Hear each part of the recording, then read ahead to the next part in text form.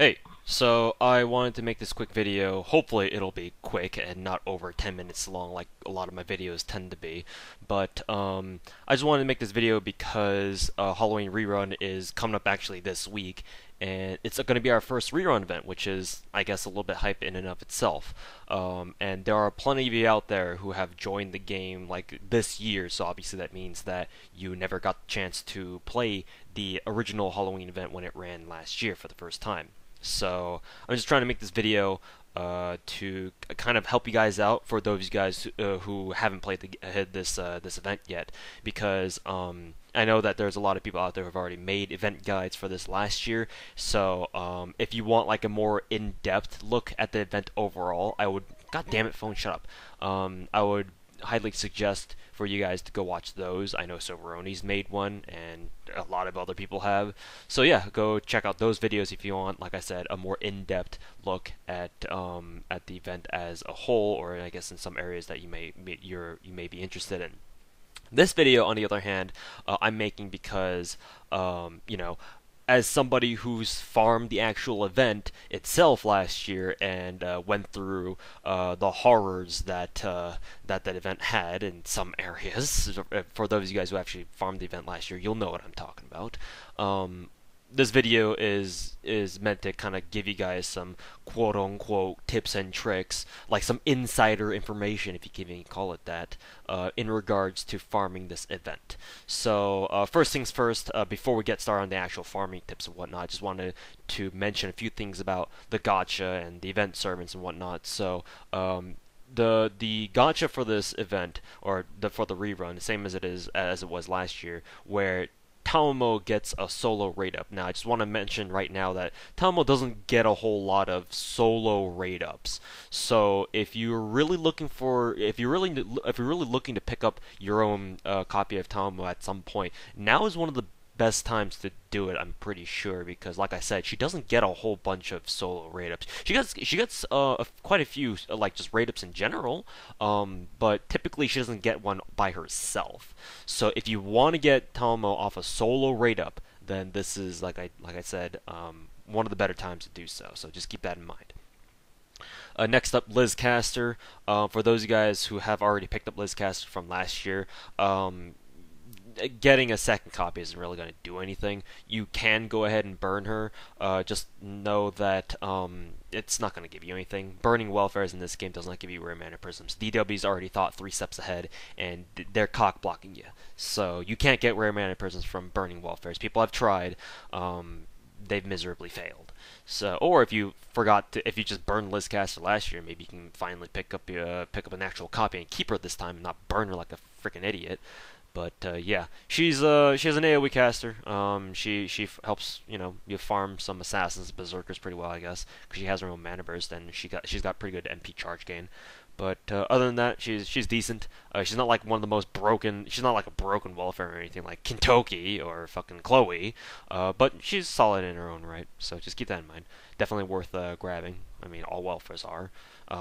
Unless your name is Zeeg. No, just kidding. But anyways, next thing that I wanted to talk about real quick was the party and guerrilla quests. So for those of you guys who are kind of looking at the wiki on like the FGO wiki or Wikia or on Churnopedia, you may have noticed this section that deals with like party and guerrilla quests, and maybe looking at it at first glance without ever having ever played the event, maybe that's a little bit confusing. I know it confused me when I first looked at it last year before playing the actual event. So I just want to clarify what they are and what you do to play them. So basically, they're kind of like dailies.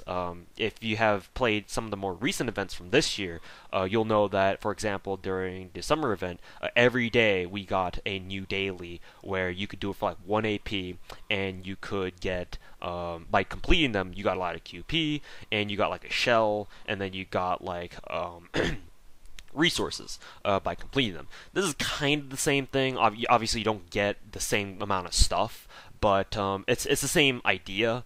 By completing them, it gives you a free apple, a free golden apple for like 20 AP, and they appear every day, or I think it's every day. It's kind of like a time thing where like one of those party or guerrilla quests show up every day. and they basically persist throughout the event until the event is done. So you can, if you want to, you can just let them pile up and do them all at once if you really want to.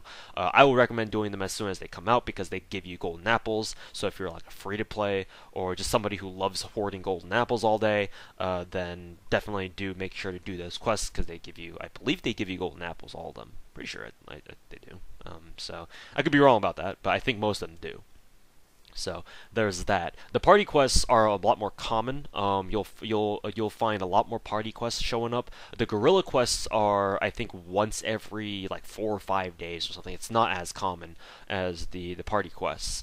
But the guerrilla quests, I think, give you a little bit more. I believe the guerrilla quests give you guaranteed pumpkin drops, which are obviously very useful for this event because the event shop itself for this rerun event is split into 4 tiers, and the pumpkin tier is the highest because it's the hard. It's, farming pumpkins is the hardest to do.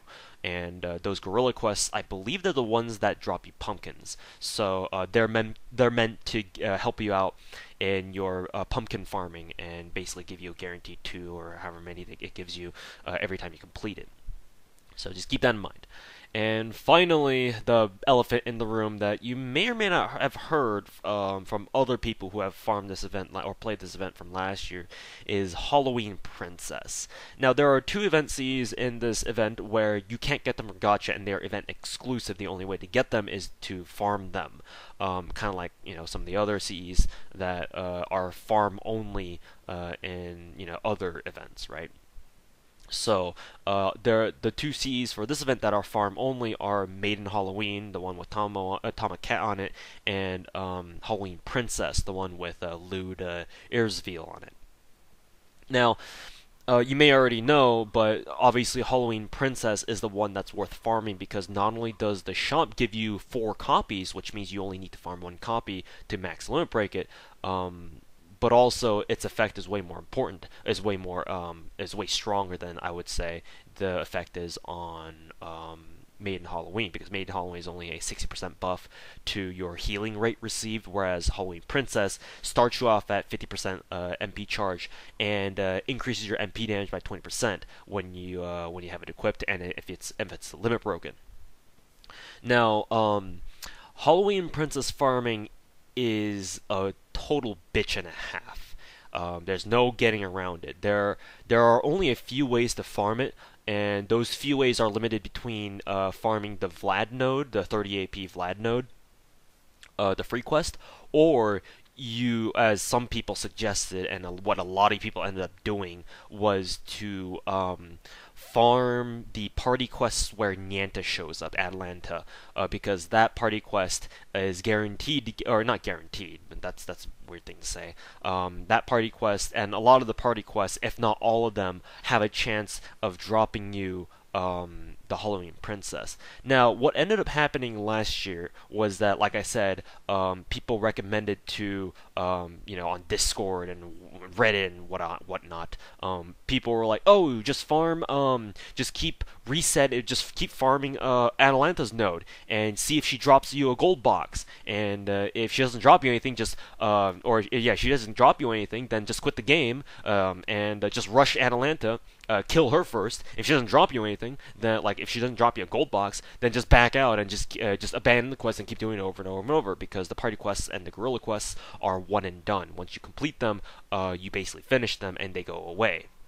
And they don't finish until you've actually completed them. So that means that if you abandon the quest before you beat everybody else, then you can just abandon it and be like, okay, fuck it, we're out of here, and just try again.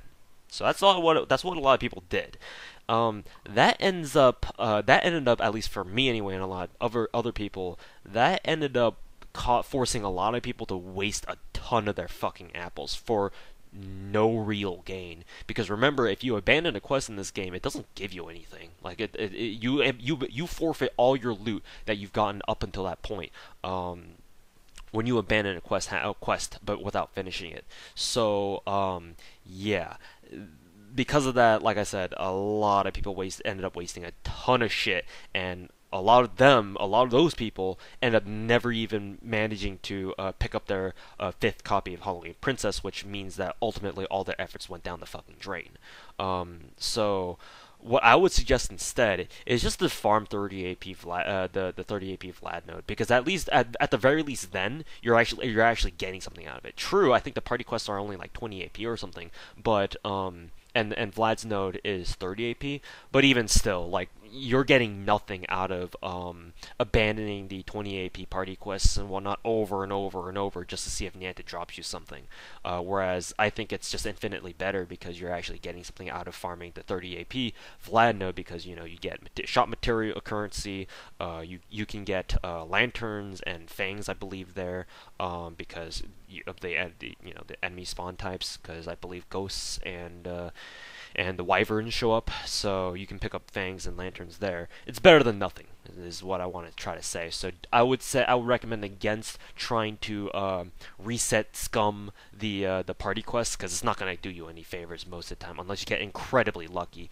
Yeah, just Halloween Prince is just one of the most difficult event Cs to farm for, just because the rate on the drop random is so damn low. Maybe they'll change it for a rerun. I personally don't think so, because it's supposed to be a rerun. Like, you're not supposed to change much of it, unless it's for a good reason. And I don't think buffing the event CE drop rates is a good enough reason, as dickish as that might sound. But yeah, just keep that in mind. Don't fall into the trap of trying to grind for Halloween Princess. And even then, it's alright if you don't limit break Halloween Princess anyway, because later on this Christmas, the new Christmas event that will begin this year, we're gonna get an event CE that's much better anyway. So I would say don't fret too hard about it. If you do want to go for it, and I know there are going to be a lot of you guys who will try to limit break it because, for collection purposes and whatnot. But if you will, I would recommend the Vlad node rather than wasting your time and apples on the Niantic party quest or whatever else party quest. So just keep that in mind. And other than that, I think that's about it. All the other things that I could say about the event, you could just very easily figure out for yourself by looking at some event guides and whatever. So I don't think you need me to tell you those. Just I wanted to give you guys these tips, I guess, especially in regards to the whole Halloween Princess farming debacle that came around last year. And I just want to make sure that you guys don't fall into the same trap that I and a lot of other people fell into from last year. So just don't waste your time and efforts going too hard on the party quests. Just if you really want limit broken Halloween Princess, I would say just stick to 30 AP Vlad node, because like I said, at the very least you'll get something out of it. So anyways, thank you guys very much for watching. I did say I wanted to keep this video on the shorter side of things, and look where we ended up now. Haha. So yeah, thanks for watching, and I will see you guys later. Hope you guys have fun with the event. Don't make sure to do it because you get a ton of goodies out of it. And yeah, I'll see you guys later.